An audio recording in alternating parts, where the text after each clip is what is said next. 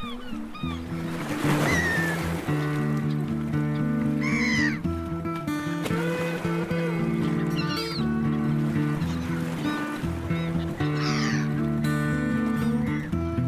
and welcome to the Sea Creatures podcast, a show all about the amazing animals that live beneath the waves. Each episode, we chat about a specific sea creature with a guest who has spent time and interacted with this ocean animal. Our guests range from marine biologists to divers to underwater photographers, citizen scientists, and people that have an intense passion for marine life. My name's Matt Testoni, and I'm all of the above. And joining me for this episode of the Sea Creatures podcast is Fam Charko, and she's a marine biologist with the Port Phillip Eco Centre, and we're going to be talking about Mola Mola, aka the Sunfish. Hey Fam, welcome to the show. Hi, thanks for having me, Matt. So great to be here. I'm very excited. No worries. So when I asked, can you come on the podcast and pick a sea creature, immediately you were like, Mola Mola. So why? Why is Mola Mola your animal? Oh, well, look, I must say that I find it really hard to play favorites when it comes to marine creatures, but Mola Mola or the ocean sunfish. It is just such a weird ocean creature. Now, I know there's weird ocean creatures all over the place in the ocean, right? Like probably my second favorite one is the octopus, which is also super weird and alien. But these guys, they're just different level kind of alien. They're very rare to spot because they usually live in the deep sea. So they live at hundreds of meters depth in the open ocean. And we don't really know a lot about them because of that, because they're in such an area that's very inhospitable to divers. So it is not a very usual sight, especially not in Victoria. But what we have seen in the last few years or so is that every now and then we will spot one in Port Phillip Bay, just swimming around, would have taken a wrong turn and swum in through the Port Phillip heads. So in 2019, for example, there was a kayaker that was just, kayaking and having a bit of a paddle on the bay, and he saw a fin sticking out of the water, thinking that it was a shark, and turned out to be a sunfish, and followed him around. And then you may remember this as well, Matt. We had this dead one wash up in Beaumaris, in the marine sanctuary there, very on the nose. I think the museum came over to have a look to see if they could preserve it, but it was already too rotted. And very recently, there was one in Kenneth River only last month that washed up, nearly 2.5 meters long. So quite interesting. So people do tend to see them, but it's quite hard to spot them in the natural habitat. Tell us what a sunfish is and how big a sunfish is.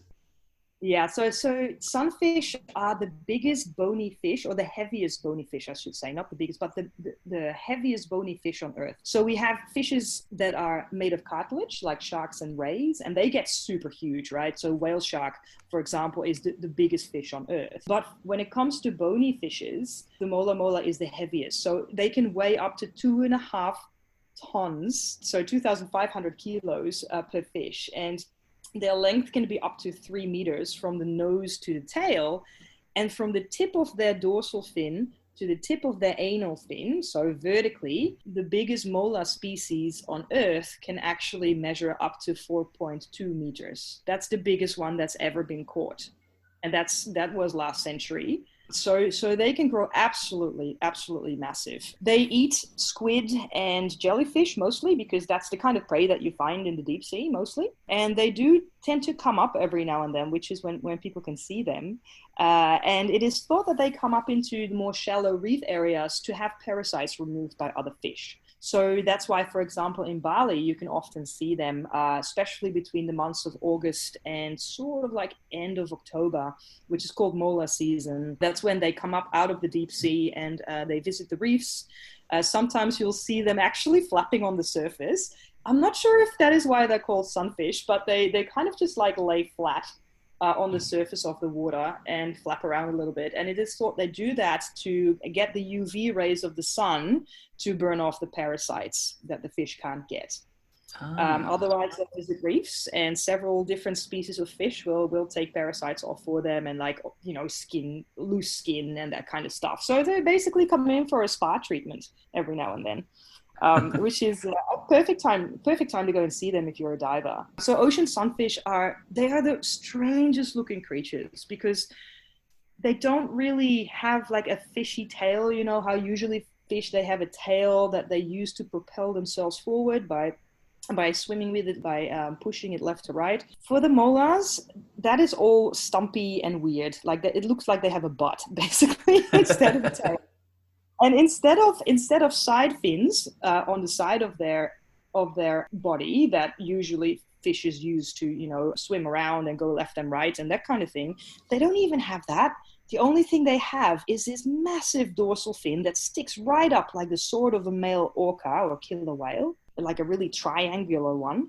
And they have the same kind of fin of the same length sticking down from their belly. So their anal fin and their dorsal fin are very much elongated. And they flap them kind of left and right as they go. And that's how they propel themselves forward. It is the strangest thing to witness. So they are fishes, but they just look very, very strange. Yeah, I always would describe a sunfish, because this is the first sea creature we've had on the podcast that I haven't actually personally seen, which is pretty cool. But from what I know of sunfish, I would describe them kind of like a giant pancake that kind of makes its way through the ocean, which is, if you can picture a really flat pancake with two big fins. Yeah, it's my version of a sunfish. Yes. I also was doing a bit of research, and they don't actually close their mouth, do they? Because people describe them as having like a docile or derpy kind of look, but I think they just, their jaw actually doesn't close properly, does it? Oh, that's interesting. I hadn't heard of that. That's a new fact to me. Yeah, I wonder why that is. It's probably to keep the water flow going through their gills. So as they swim, the water goes in through their mouth and then out through their gills, so they can get enough oxygen. That would be, what I would expect. Yeah, it's interesting. You'd think I guess if you're feeding on jellyfish and so forth, it's not that easy for a jellyfish to get away from you. So you don't need to close your mouth like a typical animal would around something else. Yeah, but it gives them, in combination with those eyes, it just gives them this really kind of vagrant look, which is I think cool. And also really alien because they're gray. Sometimes the biggest species of mola, because there's different species of sunfish, right? So there's the Mola Mola, which is the ocean sunfish, but the biggest one, and also the one you'll see in Bali, and one of the 3 species we get in Australia, is actually Mola alexandrini. And that one is quite gray, and sometimes it has spots as well. So it's like that really, the ones that I've seen in Bali were very gray, uniformly gray almost, with no spots. And then they had these really black eyes with no irises, it's just the pupils kind of thing. And so it was really looking into the face of an alien from outer space. It was just, it's a very strange phenomenon to see them. Wow. So tell us about your experience diving with them, because that just sounds awesome.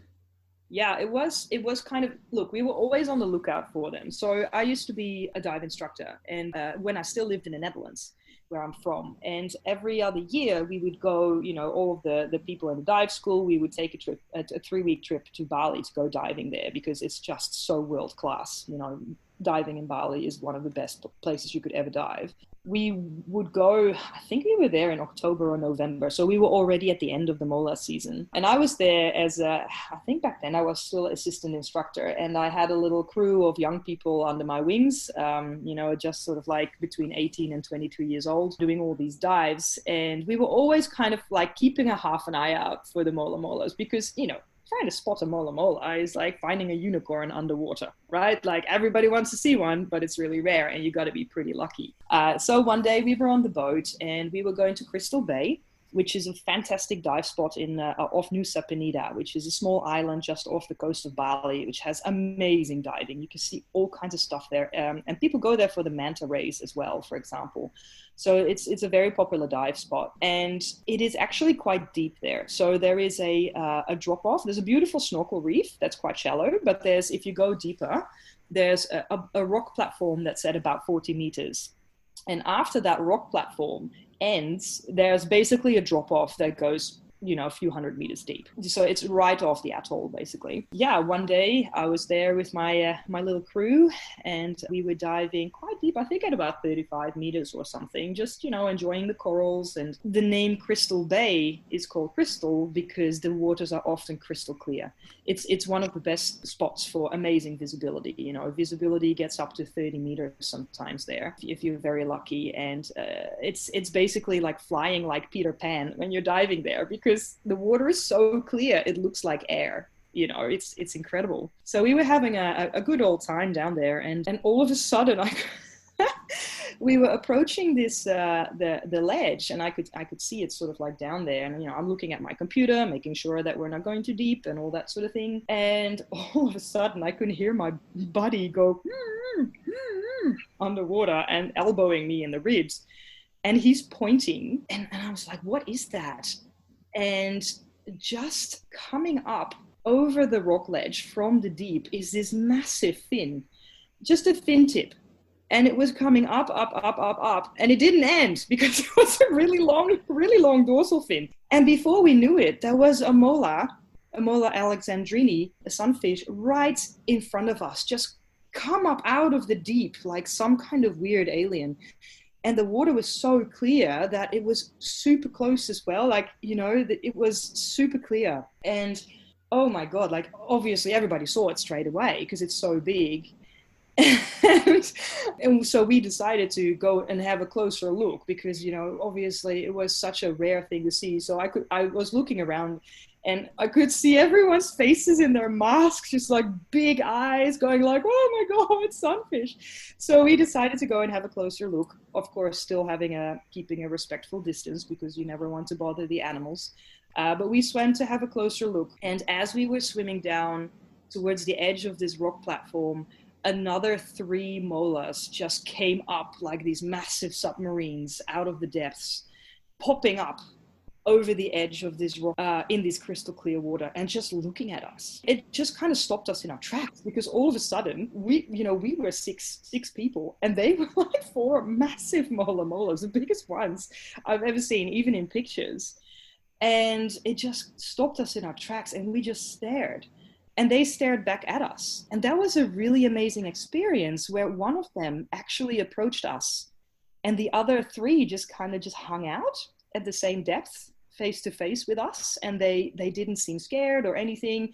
They didn't seem to want to move anywhere else either. So it was kind of this standoff, between us and them.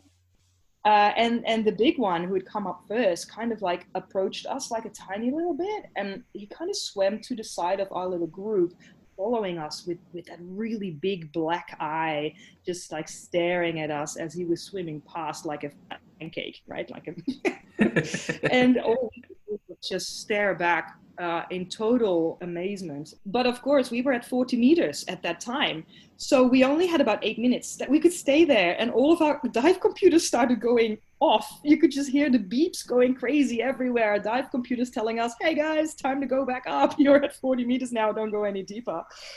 So eventually I had to snap everybody out of it and say use my dive signs to say come on everybody, turn around, we have to go back up. And that was the hardest thing because the molas were just still hanging out with us, staring at us. And we had to leave, obviously, because we had to stay safe. So we went back up and did all of our safety stops on the way. And by the time we got up to the surface, most of our tanks were pretty empty because it was such an amazing encounter that we've been breathing like crazy through our regulars, going, oh my God, like that. So it was definitely one of the most amazing dives I have ever done in my life. That kind of close encounter is so rare. And with a marine creature like that, that just stays with you forever.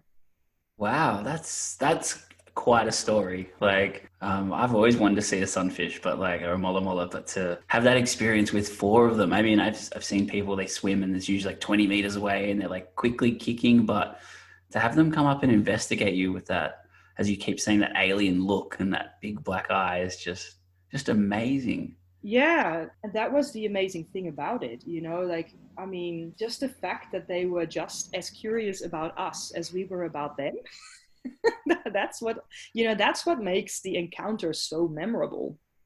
That it was more of I guess I felt like it was more of a meeting of peers than us being just tourists down there. If you know what I mean. It was like, yeah, we were just minding our own business and they were minding their own business, and we just ran into each other and had some kind of interaction. Yeah, everybody kind of like came back from that trip a little bit changed after that.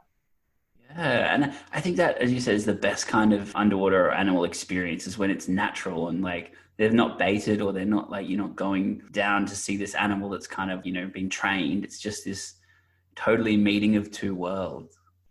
Cool. Yeah, exactly. And what I really love about scuba diving in general is that you're in an environment where, apart from your bubbles, you can blend in really well by having good dive etiquette, making sure that you don't make any sudden movements, you don't chase after fish and things like that. So if you behave like a sea creature and just keep your cool and just be relaxed and not pose a threat, it is amazing how many marine animals will actually approach you and interact with you if you know how to behave in a good way in their environment. Yeah, that's so true. So have you got any cool facts, or what's like a favorite crazy fact about a Mola Mola that you've got? Oh, I think what my favorite crazy fact about a Mola Mola is that they actually spawn 300 million eggs at a time. 300 million eggs.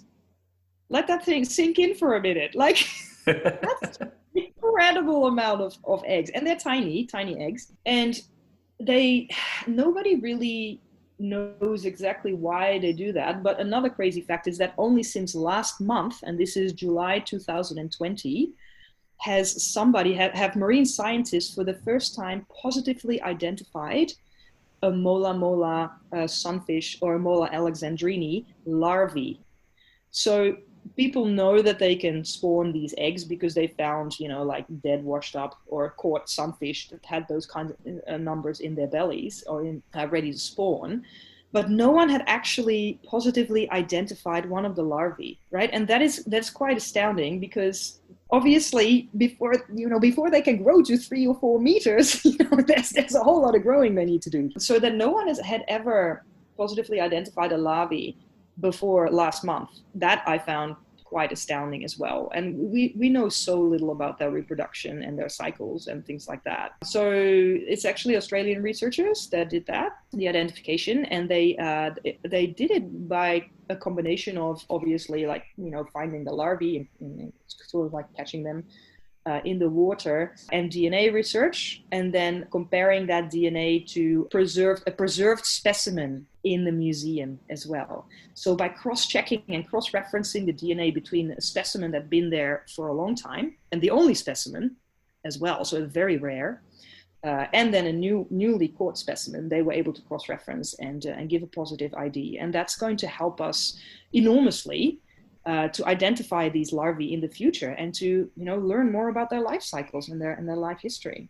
So it's quite an amazing find.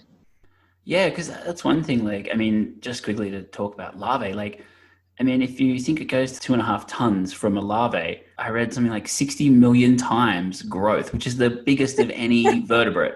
Like any bone, Yeah, I think it's that big from how it's born. Crazy. yeah. The eggs are tiny, and look, the fact that they have to spawn 300 million eggs in one go, it kind of tells you how inhospitable their natural habitat is to those tiny eggs, right? Because there's two ways that animals reproduce. They can have two different strategies. One is they call it a K strategy, which means that they gestate for a long time. They only have one young, and then they put all of the parental care and all of the effort into parenting that young until it is big enough to live on its own. So people do that, right? Humans do it, whales do it, dolphins do it. And so that is a particular strategy. Now, most fish will use an R strategy, which means that basically what they do is they spawn as many eggs as they can, and they'll just like leave them to their own devices and hope that at least one survives. So that is the strategy that the mola uses as well. And obviously, the fact that they have to spawn so many means that most of them don't survive. They become prey to other marine creatures. So even catching a baby, tiny baby mola larvae is actually quite a feat, I reckon. Pretty crazy, because they don't even look like sunfish when they're larvae. They look, I've heard them described almost like a puffer fish when they're very young. Does actually. Oh, it says. So I looked it up, and it's was collected off the New South Wales coast in 2017 by the CSIRO vessel, the RV Investigator. And so they found a number of those tiny larval mola specimens, but they just didn't know what the species was at that moment. But yeah, you're right. They look extremely cute, I must say, when they are so tiny, just like little, I don't know, tiny pancakes, I guess, but they don't have those big dorsal fin and anal fins yet, so they don't actually look like their adult state, which is obviously why they haven't been identified before, and they've only been identified through DNA research.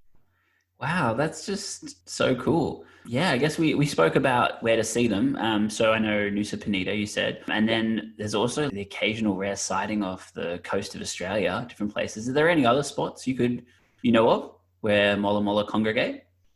Well, they kind of just live everywhere in the open oceans, as far as I know, in the Pacific. So it's kind of, because they're in so deep, it's not really, you can't really, you have to go to a Mola Mola cleaning station to go and see them as a diver. Sometimes because they come up, sometimes they get hit by vessels, which is why I think the dead ones wash up on the Victorian coastlines every now and then, like the one in Kenneth River. So they do get struck by vessels when they come to the surface. But I'm not aware of any reliable place where you can go and see them except for around Nusa Penida.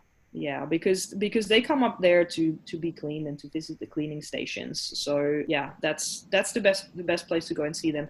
But again, if you spend a lot of time in the bay, or if you spend a lot of time on the ocean, you might be in luck. Always keep an eye out. You might see one flapping on the surface on its side, basking in the sun, or you might see a big fin that doesn't quite look like a shark fin. Who knows?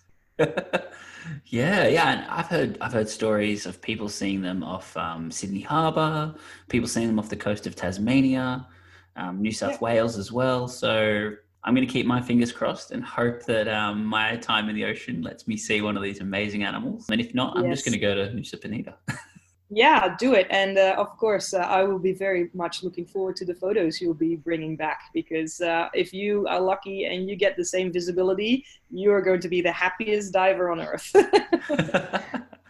I think that just shot up to my number one bucket list. I think on this show, I often say like, oh, that's my next animal I'm going to see. But I think this is definitely like just number one. It's going to stay number one for a while. Yeah, it was definitely an unforgettable experience for us. And yeah, this is my favorite part, where I try to kind of express the emotions that I felt when I was down there, and it's just impossible.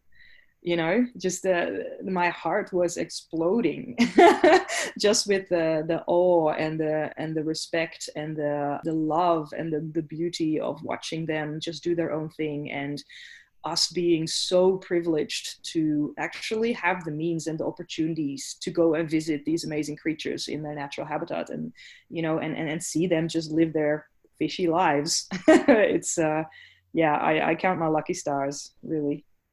Ah, that's so good. Well, on that note, that brings us to the end of our Mola Mola episode. Thanks, Fam, for joining us. And if anyone wants to see some of your work or get in contact with you or anything like that, or listen to you talk more about cool marine stories, where should they go?